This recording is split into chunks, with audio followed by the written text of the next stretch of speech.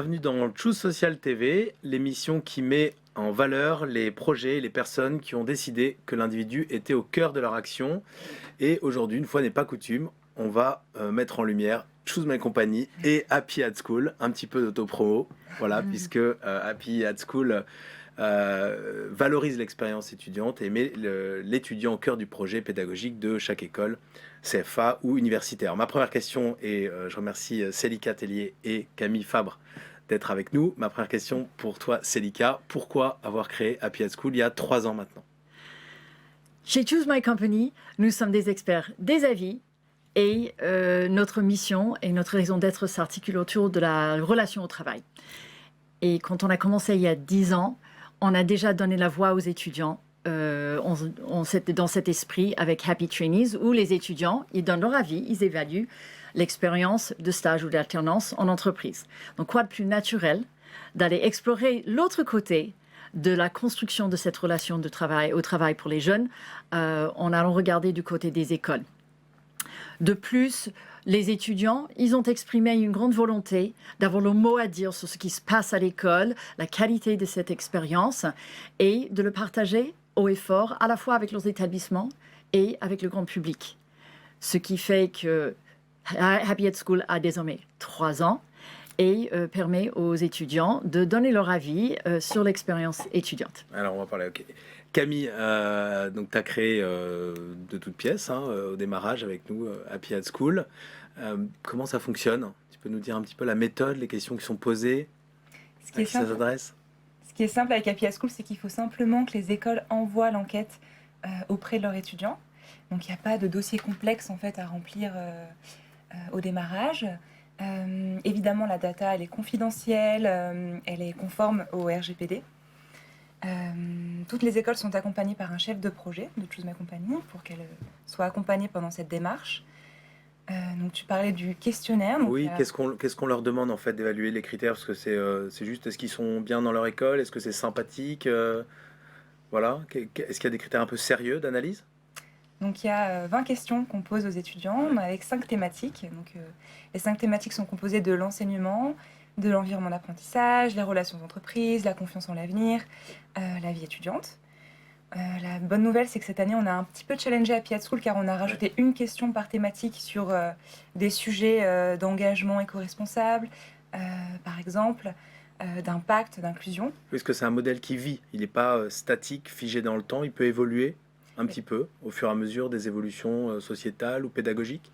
Exactement, on essaie d'être au plus proche des attentes de nos étudiants, donc en fonction de leurs besoins, des retours et même des retours des écoles, on fait évoluer notre questionnaire au fil des années. Donc il y a des groupes de travail avec des étudiants ou des professeurs pour justement modifier ou retoucher les questions au fur et à mesure du temps? Exactement, on en a fait une il y a 1 an du coup, après la 2e édition d'Happy at School, avec un groupe d'étudiants de plusieurs écoles, évidemment spécialisées, commerce, ingénieurs, pour que ce soit riche, et des écoles aussi qui nous ont donné leur retour. Célika, c'est quoi les grands enseignements de cette campagne Happy at School 2022? Ça fait 3 ans qu'on fait cette enquête. Oui. Il y a des choses qui ont évolué dans le temps. Qu'est-ce qu'il faut qu'on... On ne peut pas parler de tout, évidemment. Qu'est-ce qu'il faut qu'on retienne cette année? Bon, je vais commencer déjà avec le fait que Happy at School a bel et bien grandi et très vite. En 2022, on a près de 44 000 étudiants qui ont donné leur avis au sein de l'enquête. C'est x3 en 1 an. D'accord. Le volume de répondants a triplé. Mais parce qu'il y a beaucoup plus d'écoles qui participent. Il y a beaucoup plus, oui, effectivement, il y a beaucoup plus d'écoles qui participent. Il y a 860 écoles qui ont participé cette année par rapport à l'année dernière où elles étaient 560. Et on finit avec 126 écoles qui reçoivent l'accréditation, le label et qui participent au classement. Donc c'est assez exigeant, c'est 15% en fait à peu près des écoles qui sont accréditées. Oui, comme Camille a expliqué, le questionnaire il est devenu plus étoffé, plus exigeant. Et donc qui rajoute encore plus de profondeur à cette démarche engagée des écoles qui participent à Happy at School. Bon, alors qu'est-ce qu'il faut retenir dans cette montagne de data? Comme tu dis, il y a beaucoup, avec 44 000 étudiants et 860 écoles, il y a beaucoup de data qui est au cœur de l'étude Happy at School de 2022, mais quelques enseignements clés. Donc tout d'abord, est-ce que les étudiants sont contents à l'école? Et ils sont 71% à dire oui en 2022. C'est bien ou pas ça? C'est un chiffre qui est solide. Maintenant, il est en recul, léger recul par rapport à l'année dernière. Il baisse de 4 points à peu près. Pourquoi? Il y a 3 facteurs qui influent de manière forte sur la note. Le premier concerne l'enseignement hybride. Maintenant qu'on revient à la normale, entre guillemets, les étudiants, ils ont d'autres attentes pour une nouvelle dynamique autour de l'enseignement hybride. Ils sont 65% à en être contents, donc c'est un score qui a reculé de 7 points par rapport à l'année dernière. Pourquoi ils ont adoré l'année dernière et là maintenant ils aiment plus? Ils ont découvert, ils étaient dans un système de découverte de l'enseignement hybride et c'était le pilier. Au moins, ils étaient à l'école, au moins, il y avait cours. Maintenant, il y a plus de choix, il faut plus de variété et il faut remettre de l'humain et de l'interaction. C'est ce qu'ils nous disent dans les cours et dans les échanges avec les professeurs et la direction de l'école. Deuxième facteur qui influe concerne la vie étudiante. Et là, c'est une note qui est un peu difficile à 62% des étudiants qui s'en disent contents cette année. C'est une note qui n'a pas retrouvé ses couleurs depuis 2 ans avec une baisse de 15%. D'accord. Voilà, donc premier rang d'enseignement, 71% des étudiants. C'est pas mal, ça baisse un peu, et il y en a quand même un tiers qui ne sont pas complètement épanouis dans le cadre de leur vie étudiante. Oui, et notamment en raison de l'enseignement hybride, la vie étudiante. Voilà. Deuxième enseignement. Deuxième enseignement concerne la prise en charge des questions RSE. Donc Camille a expliqué les questions de justice sociale et de protection de l'environnement font désormais partie du questionnaire. Et les étudiants sont 7 à 10 à être satisfaits de la prise en charge de ces questions par leur établissement. Alors derrière ces 70% de satisfaction, il y a quand même des subtilités.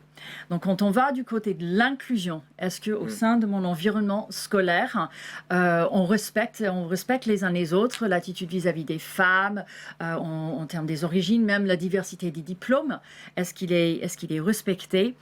Et là, ils sont 8 sur 10 à dire oui.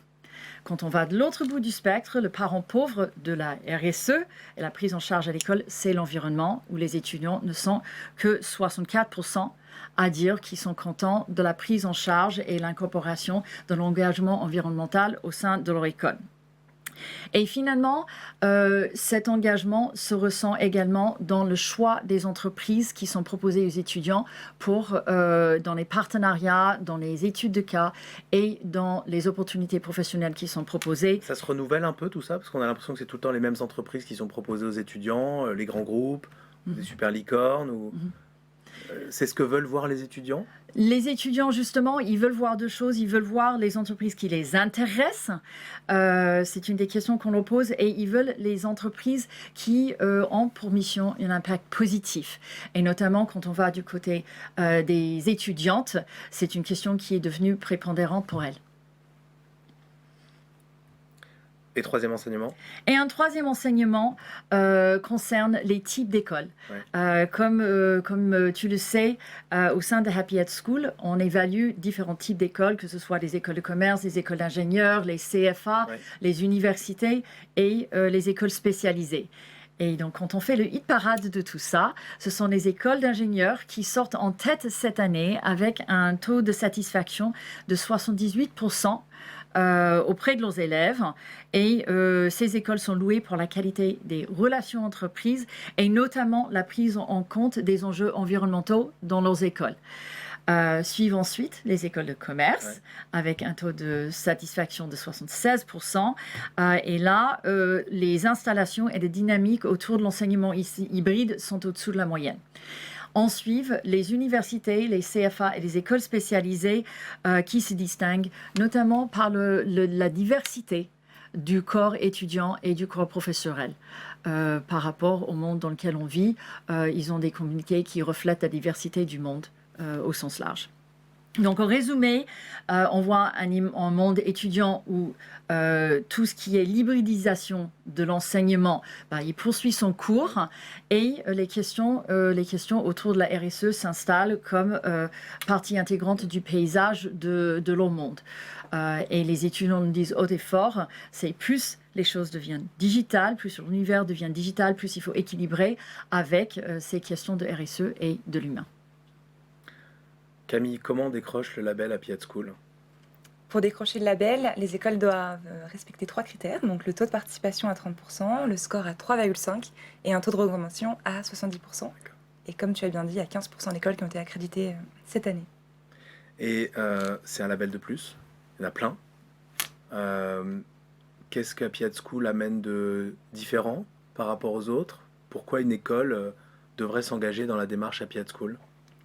Il y a 2 raisons pour s'engager dans la démarche Happy at School. Pour développer l'attractivité de l'école, donc ça lui permet d'avoir un autre regard, en tout cas pour les étudiants, pour choisir leur école, puisque vous le savez, il y a beaucoup de classements écoles qui existent, mais qu'on trouvait qui manquait un petit peu soit de transparence et surtout mettre l'accent sur l'expérience étudiante. Donc c'est pour ça qu'on a créé Happy at School, pour répondre à ce côté vraiment de l'expérience étudiante et juste reposer un classement sur l'avis étudiant. Donc ça complète en fait, les autres classements ne donnaient pas forcément la parole aux étudiants.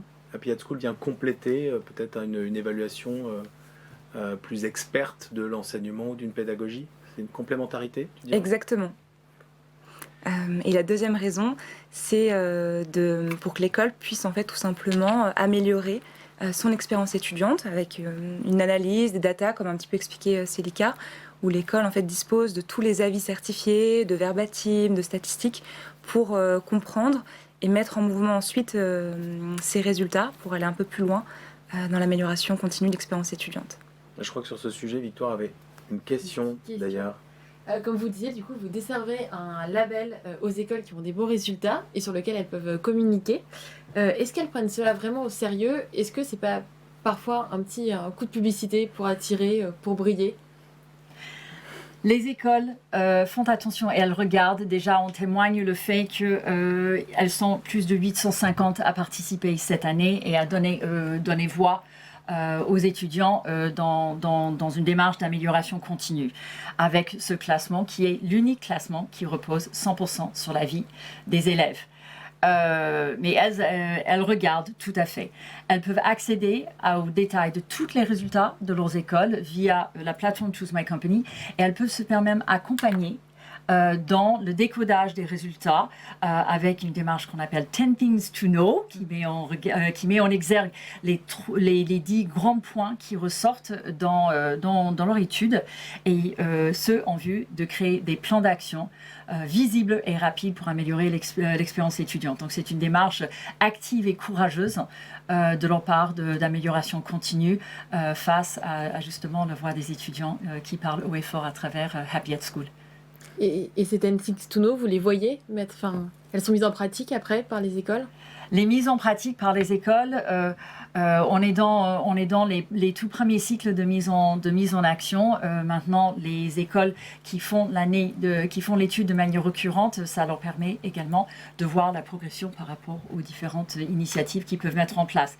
Mais on est dans un grand bain d'initiatives depuis 2 ans, puisqu'avec la crise sanitaire, la direction des écoles, les enseignants et les étudiants, ils devaient travailler main dans la main pour faire tenir tout le bateau, faire poursuivre l'activité scolaire, les cours et le sens de communauté au sein de leur campus.